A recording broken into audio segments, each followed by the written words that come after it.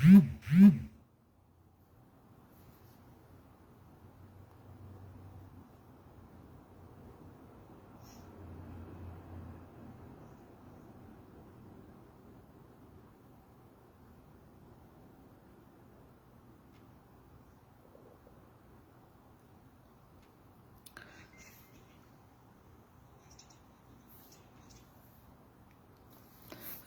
আলাইকুম রহমতুল্লাহ। দেশ কিংবা বিদেশ যেখান থেকে এই ভিডিওতে যুক্ত হতেছেন, আপনার প্রতি আন্তরিক শুভেচ্ছা এবং অভিনন্দন। সাথে আছি বরাবরের মতো আমি আব্দুল আজিম। এই মুহূর্তে অবস্থান করতেছি সৌদি আরবের রাজধানী রিয়াদে। আজকে কয়েকদিন যাবাত অনেকেই আমাদেরকে ইনবক্স করতেছেন এবং অনেকেই জানতে চাইতেছেন যে ভাই, আপনি তো কয়েকদিন আগে বিদেশে গেছেন, তো আপনার কাছে একটা অনুরোধ যে করোনা ভাইরাস টেস্টটা আমাদের জন্য পারফেক্ট কোন জায়গায় করলে সবচেয়ে ভালো হয়, এই বিষয়টা একটু আমাদেরকে জানাবেন। তো আমরা ওই বিষয় নিয়ে আজকে কথা বলতে চাই এবং যারা আমাদের সাথেই থাকবেন আপনাদের কাছে অনুরোধ থাকবে লাইভটা শেয়ার করবেন এবং সবাইকে দেখার সুযোগ করে দিবেন। আর আমার কথাগুলো ক্লিয়ার শোনা যায় কিনা অবশ্যই একটু আপনার কমেন্টসে আপনার মতামতটা জানিয়ে দিবেন, তাহলে আমার দেখা গেছে লাইভটা করতে সুবিধা হবে আর কেটে দেওয়ার কোনো প্রয়োজন হবে না এবং আমার কথাগুলা সবাই শুনবে, এই বিষয়টা আমি কনফার্ম হয়ে যাব এবং বুঝতে পারবো। ধন্যবাদ। ইতিমধ্যে আমাদের সাথে ৩-৪ জন যুক্ত হয়ে গেছে, আশা করি আমরা আরও অনেকেই যুক্ত হবেন। তো একটাই অনুরোধ থাকবে, সবসময় মনে রাখবেন আমরা কোনো ফালতু বিষয় নিয়ে এবং আমরা কোনো সময় কোনো অপ্রয়োজনীয় বিষয় নিয়ে এই ফেজ থেকে লাইভ করি না। এই ফেজটা হচ্ছে শুধু কেবলমাত্র প্রবাসীদেরকে বিভিন্ন বিষয়ে পরামর্শ দেওয়া এবং বিভিন্ন বিষয়ে প্রবাসীদের শিখিয়ে দেওয়া বা প্রবাসীদের হয়ে কথা বলা। আজকে তার ব্যতিক্রম কিছু না। আপনারা জানেন কি না জানি না, আমার গলাটা কিন্তু আসলে ভালো না। আমার এই গলাটা বাংলাদেশে যাওয়ার পরে বসে গেছে, বাংলাদেশের আবহাওয়ার সাথে আমি অ্যাডজাস্ট খাইতে পারি নাই, সেজন্য এখন মোটামুটি ক্লিয়ার, কিন্তু আসলে এখনো পুরোপুরি ক্লিয়ার না। যদি পুরোপুরি ক্লিয়ার হইতো তাহলে আমার আগের কণ্ঠ আর এখনকার কণ্ঠ একটু ডিফারেন্স। আজকে আমরা যে বিষয়ে কথা বলবো, বাংলাদেশের 64টি জেলার মানুষ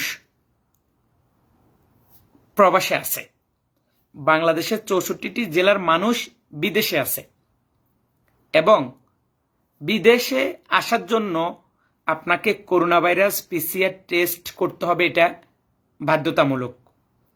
বিদেশ থেকে দেশে যাওয়ার জন্য করোনা ভাইরাস টেস্ট করতে হবে, এটাও বাধ্যতামূলক। তো বিদেশে বিভিন্ন প্রতিষ্ঠান আছে, বিভিন্ন জায়গায় আছে, যেমন ধরুন আমরা রিয়াদে আছি। রিয়াদে আমাদের সুপরিচিত একটাই প্রতিষ্ঠান, সেটা হচ্ছে ঢাকা মেডিকেল সেন্টার। আমরা দেশে যাওয়ার জন্য সেখান থেকে পিসিআর টেস্ট করে ল্যাবের মাধ্যমে আমরা দেশে যাওয়ার জন্য সার্টিফিকেটটা নিতে পারি।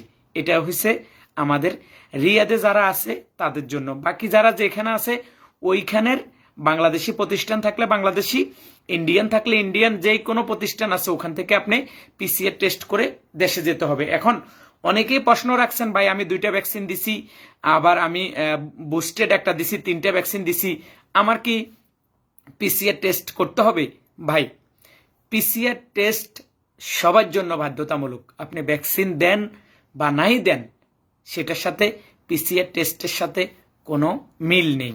তা আমরা এই বিষয়ে কথা বলতেছি। কেমন আছেন ভাই? আমি ভালো আছি আলহামদুলিল্লাহ। তো আমরা যে বিষয় আজকে বাংলাদেশ থেকে সৌদি আরব আসবেন, আমি এই বিষয়টাই বলতেছি। সৌদি আরব আসবেন, যেহেতু আমরা সৌদি আরবে থাকি, সৌদি আরবের আইন সম্বন্ধে কথা বলি এবং সৌদি আরবের সম্বন্ধে বেশিরভাগ আমাদের এই ফেজে কথা বলা হয়। তো যারা বিদেশে নতুন করে আসবেন অথবা বাংলাদেশে যারা ছুটিতে গেছেন, হয়তো কোথায় আপনার জন্য করোনা টেস্ট করলে ভালো হবে, এটা যদি আমাকে জিজ্ঞাসা করেন, আমি মনে করি যে আমার ডিস্ট্রিক্টে যেই করোনা ভাইরাস টেস্ট আছে সেখানের চাইতে আমাকে একদিন আগে ঢাকা আসি বনানী আর্মি স্টেডিয়ামে করোনা ভাইরাস পিসিআর টেস্ট করাটা সবচেয়ে উত্তম। আমি আবারও বলি, প্রত্যেকটা ডিস্ট্রিক্টে করোনা ভাইরাস টেস্ট করার সরকারিভাবে নীতিমালা রয়েছে এবং সরকারিভাবে টেস্ট করার সুযোগ আছে। আর আমাকে যদি জিজ্ঞাসা করেন যে ভাই এটা কেমন হইতে পারে বা কেন আপনি ঢাকার কথা বলতেছেন, তাহলে আমি দুইটা দিক আপনাদেরকে নির্দেশনা করব, আশা করি সবাই ফলো করবেন। এটা কিন্তু খুবই গুরুত্বপূর্ণ, যে আমি এমনি বলতেছি না, এটা কিন্তু আজকের এই লাইভটা বিশেষ করে যারা নতুন আসবেন তাদের জন্য সবচেয়ে বেশি গুরুত্বপূর্ণ। আমি আপনাদেরকে বলি, সরকার অনুমোদিত বনানী আর্মি স্টেডিয়াম, এটা সরকারে আর্মিদেরকে দায়িত্ব দিছে এবং এই প্রতিষ্ঠানটা আমাদের বাংলাদেশ সেনাবাহিনী আন্ডারে পিসিআর টেস্টটা হয়। এখানে যদি 2 নম্বরই করে তাহলে বাংলাদেশ সরকারের সেনাবাহিনী করবে। তো আমরা জানি বাংলাদেশ সরকারের সেনাবাহিনী কখনো 2 নম্বরই করবে না।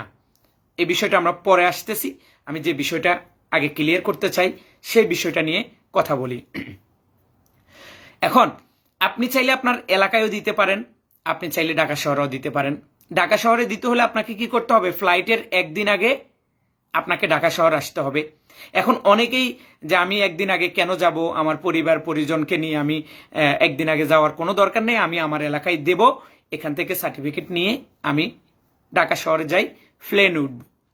তো এখানে আমার এলাকায় দেওয়ার পিসিআর টেস্টের মধ্যে একটা জিনিস আমার কাছে অন্যরকম লাগতেছে, আর আরেকটা জিনিস, আপনি একদিন বাড়িতে যদি আপনি 2 বছর বাইরে থাকতে পারেন, 3 বছর বাড়ির বাইরে থাকতে পারেন আপনার পরিবার পরিজনকে ছাড়া, তাহলে আপনি একদিন কম থাকলেও আপনার কিছু আসবে যাবে না। এটা হচ্ছে কার মত? আমার মতামত। এটা হচ্ছে আমার মতামত। তাহলে আপনার কিছু আসবে যাবে না। এখন আপনি যেমন ধরুন আপনার এলাকায় করোনা ভাইরাস টেস্ট দিলেন, আজকে সকাল 7টা বাজে দিলেন অথবা 10টা বাজে দিলেন, কালকে দুপুরের 2টার সময় আপনার এই টেস্টটা আসবে, ঠিক আছে? এই টেস্টের রিপোর্ট আপনার মোবাইলে আসবে। তখন আপনি সকালে কিন্তু ফার্স্ট টিপে আপনি ঢাকার উদ্দেশ্যে রওনা হলেন, কারণ আজকে বিকেল আপনার ফ্লাইট অথবা আজকে রাত্রে ফ্লাইট অথবা আজকে দিবাগত রাত্রে আপনার ফ্লাইট, আপনি সকালে ফার্স্ট টিপে ঢাকার দিকে চলে আসলেন। ঢাকায় আসলেন, আসি অপেক্ষা করতেছেন, আপনার রিপোর্টটা আপনার মোবাইলে আসে নাই। এখন আপনি কি করবেন?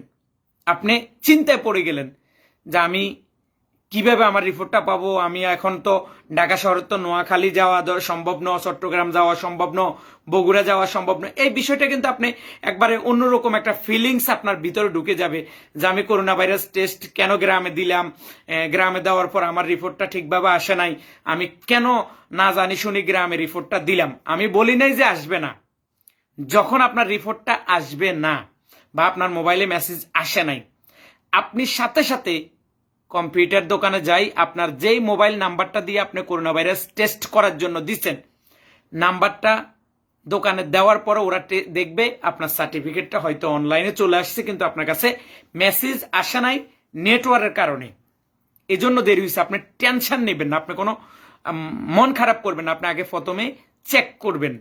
তাহলে আপনি যদি দেখেন নেটে আপনার সার্টিফিকেটটা আসছে, সাথে সাথে আপনি 3 কপি রঙিন সার্টিফিকেট বাইর করে আপনি এয়ারপোর্টে চলে যাবেন।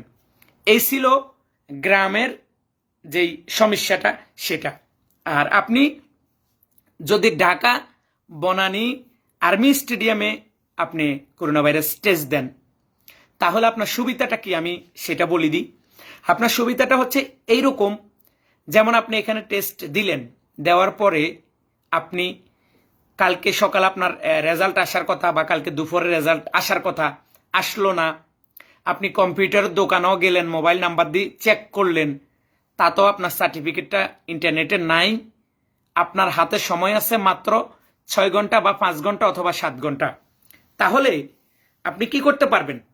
আপনি ঢাকা থেকে ঢাকা যাইতে অথবা একটা যে কোনোভাবে আপনি বনানী আর্মি স্টেডিয়ামে যাইতে আপনার কিন্তু বেশি সময় লাগবে না, হয়তো আধা ঘন্টা 1 ঘন্টার ভিতরে আপনি ওখানে যেতে পারবেন, যাই তাদেরকে বলতে পারবেন বা তাদের সাথে পরামর্শ করতে পারবেন কেন আপনার রিপোর্টটা আসে না। আর যদি তাও না পারেন, তাহলে আপনি যে কোনো একটা বেসরকারি প্রতিষ্ঠানে হসপিটালে গিয়ে আপনার টাকার বিনিময়ে হলেও কিন্তু করোনা ভাইরাস টেস্টটা করে সাথে সাথে সার্টিফিকেটটা নিয়ে আপনি এয়ারপোর্টে যেতে পারবেন। এটা হচ্ছে কি, ঢাকা শহরে থাকি আপনি যদি করোনা ভাইরাস টেস্ট দেন, তাহলে আপনার উপকারে আসবে এবং আপনি যতই বিপদে পড়েন না কিন্তু শহরে আপনি একটা না একটা হেল্প পাবেন। সরকারি প্রতিষ্ঠান না হলে বেসরকারি প্রতিষ্ঠান, বেসরকারি প্রতিষ্ঠান না হলে সরকারি প্রতিষ্ঠানে আপনি কিন্তু দৌড়াদৌড়ি করি আপনার ফ্লাইটের আগে কিন্তু আপনার সার্টিফিকেটের একটা ব্যবস্থা করতে পারবেন।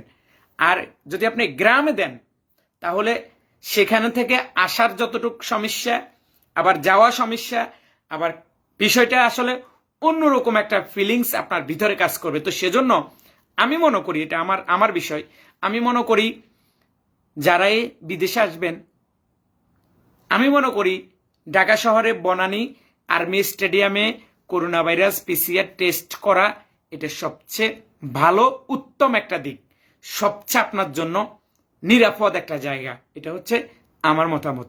বাকিটা আপনার যেভাবে ভালো লাগবে আপনি সেভাবে করবেন। এখন অনেকে জানতে চাইতেছেন ভাই করোনা ভাইরাসের PCR টেস্টের মূল্য কত। অনেকেই জানতে চাইতেছেন ভাই এটা কত টাকা লাগে, কিভাবে করব। আমি তাদের জন্য এই বিষয়টা বলতেছি।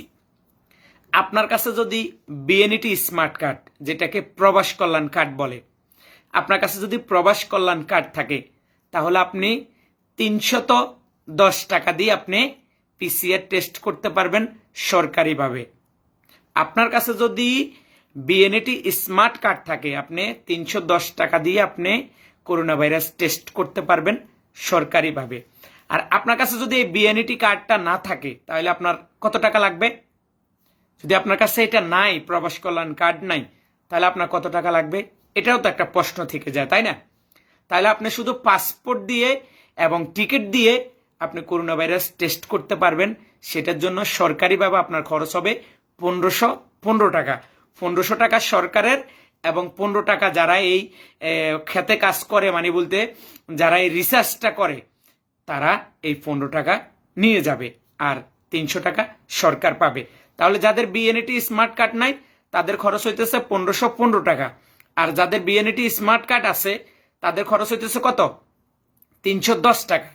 এবার আসেন, অনেকে বলেন ভাই আমি তো নতুন যাবো, আমার তো বিএনইটি স্মার্ট কার্ড নাই। আমি তাদের উদ্দেশ্যে আজকের এই লাইভটা এবং এই কথাগুলো তাদের জন্য বলি। সব সময় মনে রাখবেন আপনি যে ট্রাভেলসে কাজ করাইছেন অথবা যে ট্রাভেলস থেকে আপনার ভিসা প্রসেসিং করছেন, ওই ট্রাভেলসে পাসপোর্টের লাস্টে অথবা ফার্স্টের পাতায় আপনি দেখবেন স্টাপলার দিয়ে একটা কার্ড লাগাই রাখছে, একটা স্মার্ট কার্ড, যেরকম আমাদের সিম কার্ড, আমরা সিম কার্ড কিনি বাজার থেকে, ওইরকম একটা কার্ড স্টাপলার দিয়ে লাগাই রাখছে।